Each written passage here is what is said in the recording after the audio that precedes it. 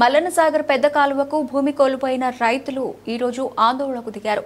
మాకు రావాల్సినటువంటి నష్టపరిహారం ఇవ్వకుండా పనులు చేయరాదని, తమకు వెంటనే నష్టపరిహారపు డబ్బులు చెల్లించాలని కేఎన్ఆర్ కన్స్ట్రక్షన్ ఉద్యోగస్తులను రైతులు వేడుకున్నారు. సిద్దిపేట జిల్లా తోగుట మండలం బండారుపల్లికి చెందిన రైతులు ఈ రోజు మల్లన్నసాగర్ పెద్ద కాలువ వద్ద ఆందోళన చేశారు. మల్లన్నసాగర్ పెద్ద కాలువకు భూమి కోల్పోయిన రైతులు తమకు చెల్లించాల్సిన నష్టపరిహారం ఇవ్వకుండా జాప్యం చేస్తున్నారని రైతులు ఆవేదన వ్యక్తం చేశారు.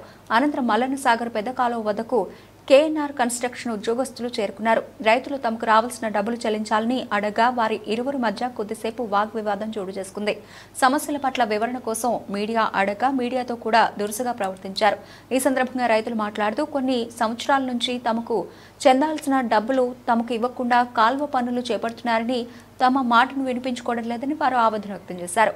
అనంతరం కేఎన్ఆర్ కన్స్ట్రక్షన్ వారు రైతులకు లిఖితపూర్వకంగా వచ్చే నెల 17వ తేదీలోపు మీకు రావాల్సిన డబ్బులు ప్రభుత్వం ఇవ్వకుంటే మా కేఎన్ఆర్ కన్స్ట్రక్షన్ సంస్థ ద్వారా మీకు అందజేస్తామని వారు రైతులకు హామీ ఇచ్చారన్నారు. వారి హామీ మేరకు రైతులు ఆందోళన విరమించారు.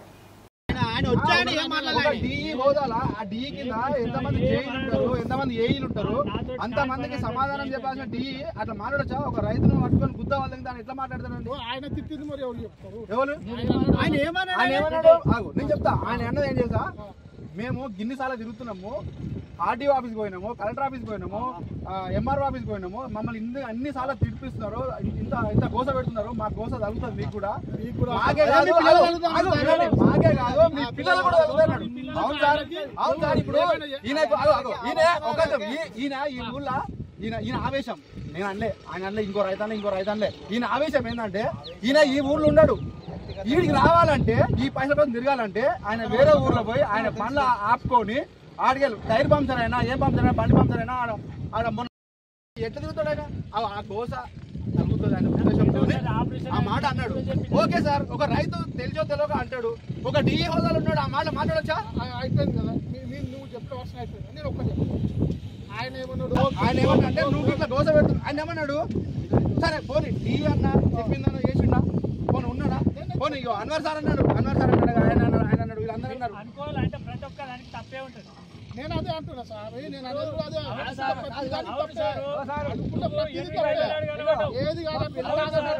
నా పేరు పరమేశ్వరు, గ్రామం బండారుపల్లి, తోట మండలం.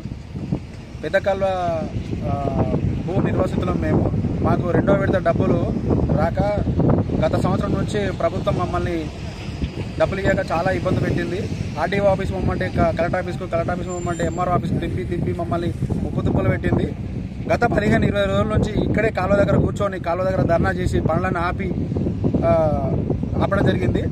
తర్వాత గవర్నమెంట్ డిఈ గారు వచ్చి మమ్మల్ని చాలాసార్లు బెదిరించడం జరిగింది. పోలీస్ స్టేషన్ పిలవడం కూడా జరిగింది. ఎస్ఐ గారు కానీ, తోట ఎస్ఐ గారు కానీ, సిఐ గారు మాకు ఫోన్లు చేశారు, రమ్మని చెప్పేసి కలవమని చెప్తున్నారు. మమ్మల్ని బెదిరింపులకు గురి చేసినారు డిఈ గారు. గత 2 రోజుల క్రితము మా యొక్క రైతుని ఇక్కడ పనులు ఆపితే గుద్ద వాళ్ళ పనులు చేయించాలా అని చెప్పేసి మమ్మల్ని బెదిరించడం జరిగింది. దుర్గయ్య గౌడ్ని చాలా ఇబ్బంది పెట్టిండు. తన సొంత పనులకు పోకుండా తను వేరే ఊర్లో నుంచి ఇక్కడికి వచ్చి ఇబ్బంది పడి ఇక్కడ పనులు ఆపుతామని చెప్పేసి రైతుల కష్టాలు తెలుసుకోవట్లేదు, నువ్వు నీ జీతము నీకు వస్తుందా, మేము మా పిల్లలు మా పొట్ట దింపుల కోసం మేము ఇప్పుడు ఎంత కష్టపడాలి, మా డబ్బులు మాకు ఇప్పించట్లేదు, మా డబ్బులు ఖర్చు పెట్టుకొని మీరు వేరే ఫండ్స్కు యూజ్ చేసి గవర్నమెంట్ మాకు వచ్చిన గవర్నమెంట్ రిలీజ్ చేసిన ఫండ్స్ అన్ని మీరు మాకు ఇవ్వకుండా, మాకు అందజేయకుండా మమ్మల్ని చాలా ఇబ్బంది పెట్టాలని చెప్పి గొడవ జరిగింది.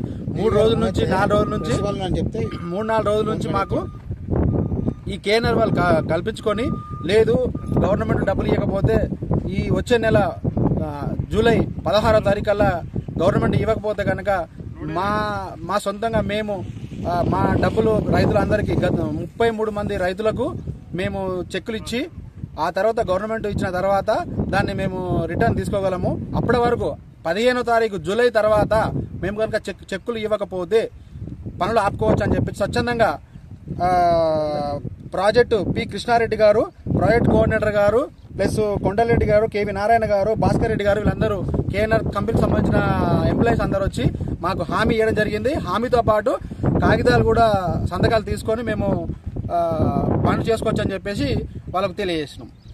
పరమేశు ఇక్కడ మళ్ళా ఎల్లయ్య, మల్లయ్య వీళ్ళందరూ రావాలి మీరు అని ఇట్లా మమ్మల్ని పోలీస్ స్టేషన్కు రావాలని కానిస్టేబుల్ ఫోన్ చేసిండు.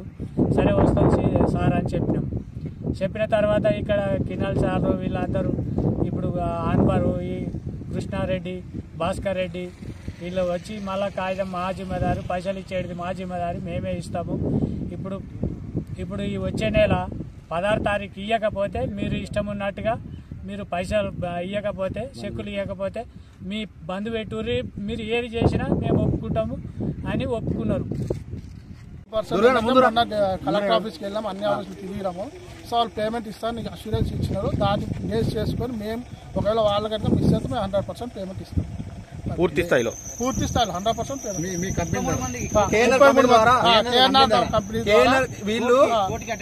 కోర్టు అటెండ్ అయిన వాళ్ళందరూ 33 మందికి పేమెంట్ ఇస్తాము. అదేవిధంగా రిటర్న్ కూడా తీసుకుంటాం.